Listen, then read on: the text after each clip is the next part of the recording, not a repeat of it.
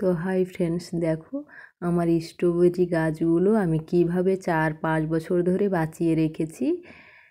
তো অতিরিক্ত ঝড় বৃষ্টি তাপ সহ্য করতে পারবে না এই গাছগুলো, শীতেই ভালো থাকে।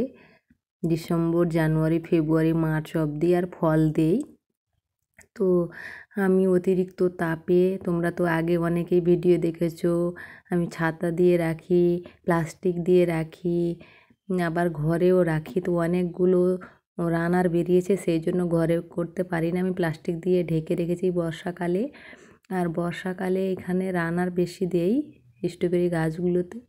তো আমি গাছগুলো 4-5টা এখানে বড় টবে আমার গাছ আছে, এখান থেকে আমি অনেকগুলো চারা তৈরি করেছি। দেখো খেজুরের বক্সে, বিরিয়ানির বক্সে, বোতল কাটা, ছোট ছোট দইয়ের ভাঁড়, এগুলোতে আমি মাটি দিয়ে লাগিয়েছি। মাটিগুলো এঁটেল মাটি রাখতে হবে, বড় হলে তখন জৈব সার মিক্স করে দিতে হবে, না তো পচে যাবে জড়গুলো, জল ধরবে। আর অতিরিক্ত সার পছন্দ করবে না এই গাছ।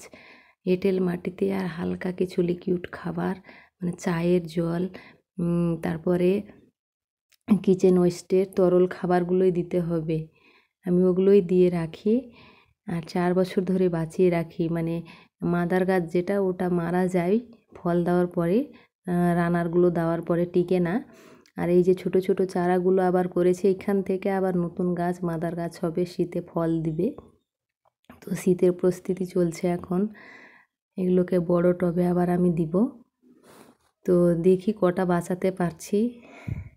মানে এটা আবার উঠিয়ে লাগাতে গিয়ে অনেকটাই মানে বাঁচার সম্ভাবনা থাকে না, মারা যায়। তো এতগুলোর মধ্যে যদি 2-1টা আমার বেঁচে থাকে, এখান থেকে অনেকগুলো আবার গাছ হবে আর আমি সবাইকে দিতে পারবো। তো এখান থেকে আমার আত্মীয় স্বজন সবাইকে দিব। আমার মাসি অবশ্যই একটা নিয়ে গেছে। আর গ্রামেরও এক ভাই চেয়েছে, তাকেও দিব আমি। আর স্ট্রবেরি গাছগুলো দেখো ঠিকভাবে রানারগুলো না বসলে হবে না, রানারগুলোকে ঠিকভাবে বসাতে হবে, মানে যাতে লেগে যায়, তাহলে উঠাতে হবে। এগুলো আমার ঠিকভাবে লেগে গেছে, সেই জন্য রানার থেকে আমি কেটে নিলাম। আর ঠিকভাবে না লাগলে এয়ারলথ থেকে কিন্তু রানার থেকে কোনো গাছ হবে না, মারা যাবে, সম্ভাবনা নেই 100% টিকার।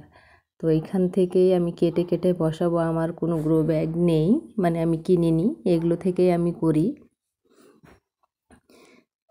তো এই গাছটা দেখো কত সুন্দর লেগেছে, মানে একটা থেকে 2-3 মাস লেগে যায় তৈরি করতে আমার। দেখো এই যে মানে এগুলো 3-4 মাস লেগে গেছে একদম। দেখো নিচেরটা ছুটে পড়ছে না, এত সুন্দরভাবে রানারগুলো লেগেছে। তো এই গাছটা টিকার সম্ভাবনা বেশি। বাড়িটা উঠিয়ে মাটিতে বসিয়ে দেবো, এঁটেল মাটি ব্যবহার করতে হবে, তাহলে গাছগুলো বেঁচে থাকবে। আর এটা তো আমাদের দেশের ফল না, এটা হচ্ছে চাইনিজ গাছ। তো ওদের দেশের আবহাওয়াতে তৈরি এই গাছ। তো আমাদের এখানে শীত করতে অনেক এদেরকে কষ্টকর করতে হয়, আমাদেরকেও করতে হয়। এই গাছ অতিরিক্ত তাপে মারা যায়, তখন আমরা কি ঘরের মধ্যে রাখতে হয়, বৃষ্টির জল থেকে বাঁচিয়ে রাখতে হয়। আর এঁটেল মাটিতে জলটা জমে না, কাদাযুক্ত হয়ে থাকে, কিন্তু সেই জন্য গাছও আবার মারা যায়। কিন্তু এই মাটিতে গাছটা ভালো থাকে, জ্বরটার সম্ভাবনা থাকে না পচার। এই যে দেখো আমার মাটিগুলোতে সাদা একদম এঁটেল মাটি হয়ে আছে। আর এখান থেকে আমি অনেকগুলো গাছ করেছি, যে গাছগুলো দেখো কি সুন্দর হয়ে আছে, একদম গ্রো দিয়েছে। তো গাছগুলো আমি এখন এগুলো কেটে কেটে এখন বর্ষার সময় ঘরের মধ্যে রাখবো, বৃষ্টি আসছে। আর গাছগুলো, ওই মাদার গাছটাতে আবার আমি খাবার দিব, লিকুইড খাবার দিব, কিচেন ওয়েস্টের যেগুলো খাবার থাকে লিকুইড, ওগুলোই দিব। আর এই গাছটা দেখো মারা গেছে, এটা রানার থেকে ডাইরেক্ট কেটে বসিয়েছিলাম, মানে অনেক রানার বেরিয়ে ছড়িয়ে ছিটিয়ে ছিল, সেই জন্য ওই বাটিটাতে বসিয়ে দিয়েছিলাম, কিন্তু মারা গেছে। আর এখনও অনেক রানার কেটে গেছে, মানে কেটে বাদ দিলাম, এত কি করব, তো মায়া লাগছে ফেলতে। তো সুন্দর হয়ে আছে রানারটা, সেই জন্য বসালাম আমি। আর বসাবার সময় লক্ষ্য করতে হবে যে যেটা আমাদের একদম জটটা নিচে সামান্য দিতে হবে আর উপরে এটা ঢেকে মানে চাপা দিতে হবে না, মাটি দিয়ে উপরটা মানে জাগিয়ে রাখতে হবে।